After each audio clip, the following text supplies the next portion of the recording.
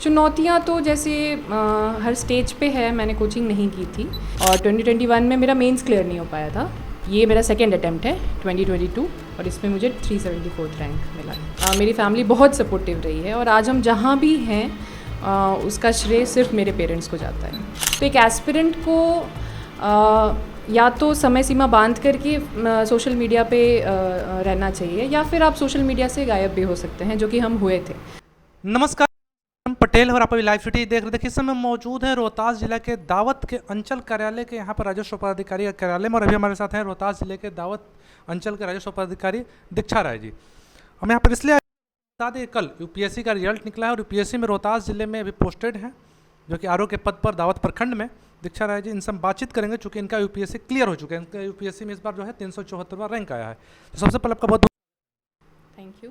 हाँ, मेरा पहला सवाल आपसे ये रहेगा कि आप अपने प्रारंभिक शिक्षा दीक्षा के बारे में बताइए, साथ ही साथ आप यहाँ तक पहुँची हैं, चूँकि आप ऑलरेडी यहाँ पर आरओ थी रोहतास जिले में, तो यहाँ तक का सफ़र आपका कैसा रहा था? मेरी प्रारंभिक शिक्षा केंद्रीय विद्यालय अंडाल से हुई है। 10th क्लास मैंने 2014 में कंप्लीट किया और इंटरमीडिएट 2016 में। After that I went to Vishwa Bharati university Shanti Niketan. वहाँ मैंने BSc honours computer science complete किया 2019 में, और 2019 जून जुलाई के बाद से I started preparing for civil services. 2021 मेरा फर्स्ट अटैम्प्ट था। 2020 का अटैम्प्ट मैंने स्किप किया था कॉन्शियसली, ये डेलिबरेट डिसीजन था। और 2021 में मेरा मेंस क्लियर नहीं हो पाया था। ये मेरा सेकंड अटैम्प्ट है 2022 और इसमें मुझे 374th रैंक मिला है। आपके मन में कब ऐसा विचार आया कि आपको सिविल सर्विसेज में जाना चाहिए? बाकी और भी बहुत सारे सेक्टर थे, आप कहीं भी जा सकते थे, अभी भी आरओ के पद पर थे, उसके बावजूद भी यूपीएससी क्यों? मेरे मन में तो स्कूल के समय से ही था, लेकिन एक वेग आइडिया था, ज़्यादा क्लैरिटी भी नहीं थी। लेकिन ग्रेजुएशन के दौरान स्पेशली लास्ट ईयर में ये मैंने डिसाइड किया कि मुझे सिविल सर्विसेज लिखना है and this is what I want to do. और बीपीएससी मैंने साथ साथ दिया था, लेकिन मेरा ड्रीम यूपीएससी क्लियर करना ही था। बीपीएससी में मेरा चयन 2022 में हुआ था। 2020 की परीक्षा का साइकिल कंप्लीट 2022 में हुआ था। आई रिसेंटली जॉइंड हियर और यूपीएससी मेरा सपना था शुरू से। यूपीएससी सपना था, आप ऑलरेडी जॉब में थी और यहाँ पर रोहतास जिले में पोस्टेड भी थी। आप काम करते हुए मतलब जॉब यूपीएससी का प्रिपरेशन, मतलब समय मैनेजमेंट आप कैसे कर लेते? टाइम मैनेजमेंट आपका क्या होता था? क्योंकि दिन भर आपको ड्यूटी करना होता था, उसके बाद आप यूपीएससी की प्रिपरेशन करते, तो कैसे समय का मैनेजमेंट आप कैसे कर लेती थी? समय का मैनेजमेंट सबसे क्रूशियल है वर्किंग एस्पिरेंट्स के लिए। हम दोनों टाइप के एस्पिरेंट रह चुके हैं, फुल टाइम एस्पिरेंट भी रह चुके हैं और जॉब में आने के बाद वर्किंग एस्पिरेंट। तो उस चैलेंजेस बहुत फेस करने पड़ते हैं, टाइम कम मिलता है और मेंटल एक कंसंट्रेशन में भी इशू आता है। Still you have to manage your time. जो भी टाइम मिलता है उसमें कोशिश रहती थी कि समय निकाल करके एटलीस्ट करंट अफेयर्स हो जाए और हम रेगुलर रहें, और कोशिश रहती थी कि 2-3 आवर्स एटलीस्ट हो जाए, कभी कभी 4 आवर्स। वीकेंड्स में संडे को यदि छुट्टी मिल जाती थी तो और उसे बढ़ाने की कोशिश रहती थी। लेकिन लगातार पढ़ाई, मतलब कंसिस्टेंसी मेरा गोल था कि एटलीस्ट कंसिस्टेंट वे में पढ़ाई चालू रहे। अच्छा, आपसे भी हम जानना चाहेंगे कि आपको अपने जिला के वरीय पदाधिकारी से, आप चूँकि जॉब में थी, जैसा बार बार मैं आपको बता रहा हूँ, तो वरीय को किस प्रकार से कोऑपरेट था? मुझे बहुत कोऑपरेशन मिला यहाँ रोहतास डिस्ट्रिक्ट में। हमारे DM sir, ADM sir, DCLR sir, अंचल अधिकारी सभी बहुत कोऑपरेटिव थे, सपोर्टिव थे, बहुत इनकरेज करते थे और कार्य में भी हमें सहयोग मिलता था। तो बहुत हेल्पफुल रहे सभी।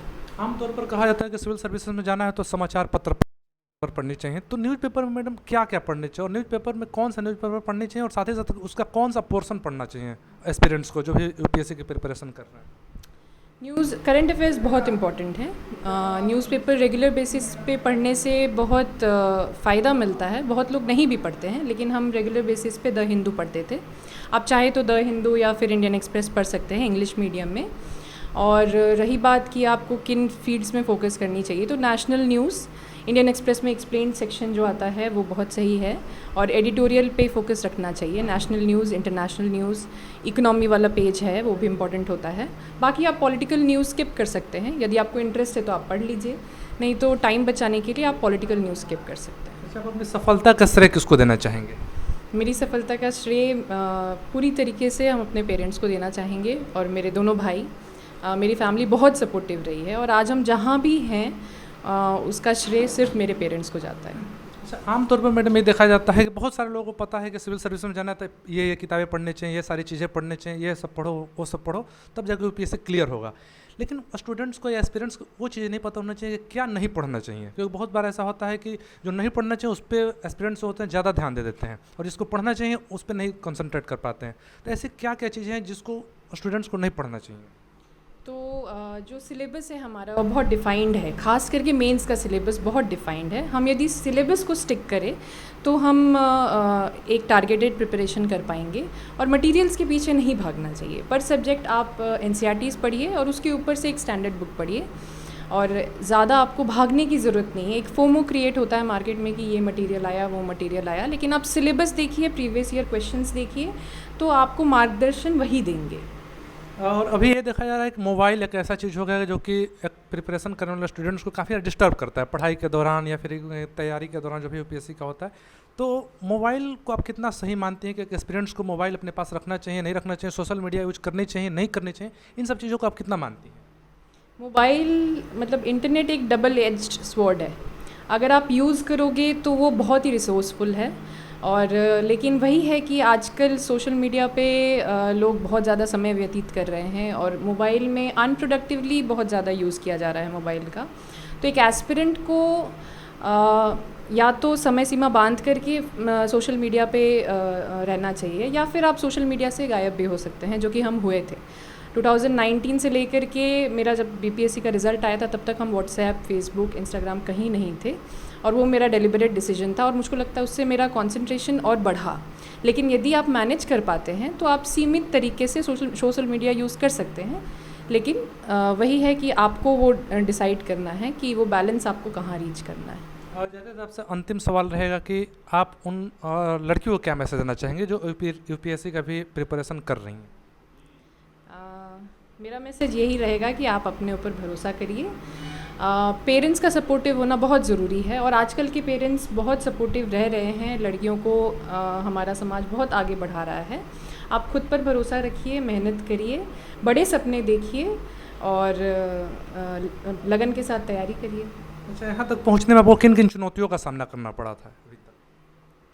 चुनौतियाँ तो जैसे हर स्टेज पे है। मैंने कोचिंग नहीं की थी, तो शुरुआत में मुझे सिलेबस समझने में दिक्कत होता था, क्योंकि मेरा साइंस बैकग्राउंड था, और आर्ट्स के सब्जेक्ट्स मतलब 10th के बाद पहली बार पढ़ना तो दिक्कत आता था। लेकिन यूट्यूब के थ्रू और ऑनलाइन अवेलेबल रिसोर्सेज के through I managed to deal with the challenges. और बाकी मेरे, जैसा मैंने कहा कि मेरे पेरेंट्स बहुत सपोर्टिव रहे, तो मुझे चैलेंजेस उतने फेस करने नहीं पड़े। तो देखिए, आप सुन रहे थे रोहतास जिला के दावत अंचल में पोस्टेड आरओ के पद पर दीक्षा राय जी, इनसे हम बातचीत कर रहे थे, और साथ ही साथ आपको बता दें कभी इनका यूपीएससी क्लियर हो चुका है। इस खबर पर लगातार हम बने हुए हैं ऐसी खबरों के लिए वन लाइफ के साथ। बहुत बहुत धन्यवाद।